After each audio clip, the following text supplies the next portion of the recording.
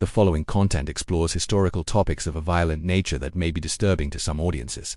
Today, we're journeying back in time to the age of the Vikings, a period known for its fearless warriors, incredible voyages, and a reputation for being utterly relentless. While we often hear about their raids and conquests, a lesser-known aspect of their culture is how they extracted information. What methods did these Norse seafarers use when they captured an enemy? Let's dive into the grim and often brutal world of Viking interrogation. First, it's important to understand the context. For the Vikings, raids were a means of survival, a way to gain wealth, land, and status. Captives were a valuable commodity.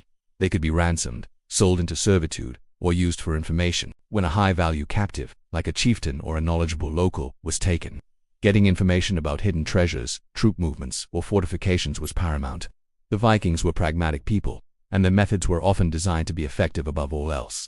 One of the most psychologically powerful tools they used was intimidation. Imagine being captured by a group of towering axe-wielding warriors who have just sacked your village. The sheer terror of the situation would be immense. Vikings understood this. They would often use threats against a captive's family or community to pressure them into talking. The fear of what might happen to loved ones was a powerful motivator, often more so than the threat of personal harm. This psychological warfare was a key part of their arsenal. Of course, their methods weren't purely psychological.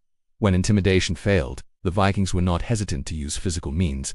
Now, much of what we know comes from sagas and chronicles, which were often written long after the Viking Age and sometimes exaggerated for dramatic effect. However, these texts give us some insight.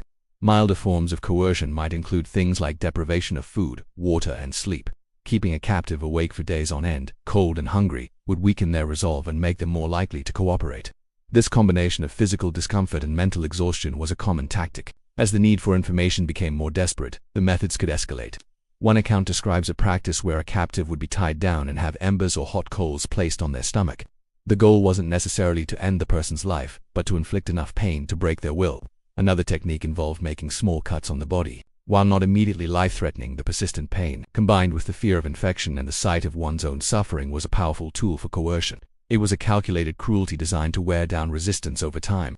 Now, we have to talk about the most infamous and debated of all Viking torture methods, the blood eagle. This is a truly gruesome ritual described in several Norse sagas and poems. According to these texts, the victim's back would be carved open, the ribs severed from the spine, and the lungs pulled out to create a shape resembling a pair of bloody wings. It's a horrifying image, and for centuries it has defined the popular conception of Viking brutality. However, modern historians are fiercely divided on whether the blood eagle was a real practice or a literary invention. The descriptions are often vague and poetic, and there is no archaeological evidence to support it. Some scholars argue it was a misunderstanding of complex Norse poetry, while others believe it was a real, albeit rare, ritual reserved for the most hated enemies, a sacrifice to the god Odin. It may have been a form of propaganda, a story told to inspire terror in their enemies.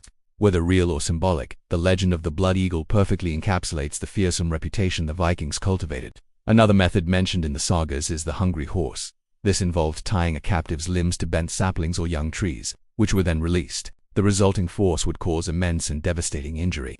Again, like the blood eagle, the historicity of this specific practice is debated. It may have been a literary trope to emphasize the cruelty of a particular character in a saga, but it speaks to a world where life was harsh, and extreme measures were not unthinkable.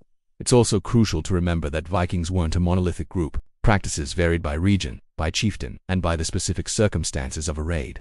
A Viking crew desperate for supplies far from home might be more ruthless than one raiding for quick plunder near their own shores. The treatment of a captive depended heavily on their perceived value. A skilled craftsman or a noble who could be ransomed for a high price was far more likely to be treated well than a captured soldier with no wealth or useful skills. So, what can we conclude about Viking interrogation? It was a mix of shrewd psychological manipulation and, when deemed necessary, brutal physical coercion. They used fear, deprivation, and pain in a calculated manner to achieve their objectives. While some of the more sensational accounts like the blood eagle might be more myth than reality, the historical record makes it clear that the Vikings were capable of great cruelty. They lived in a violent world, and they responded with a pragmatism that we, from our modern perspective, find chilling. Their reputation for ferocity was a weapon in itself. The stories of their ruthlessness, whether entirely true or not, spread throughout Europe, striking fear into the hearts of their future targets. In many cases, the mere threat of what a Viking might do was enough to get the information they wanted without having to resort to the extremes. Their interrogation techniques were just one facet of the complex and often brutal reality of the Viking Age. Thank you for joining me on this deep dive into a dark corner of history. If you found this exploration interesting, be sure to like this video and subscribe to the channel for more content that uncovers the past. Let me know in the comments what historical topic you'd like to see next. Stay curious, and see you next time.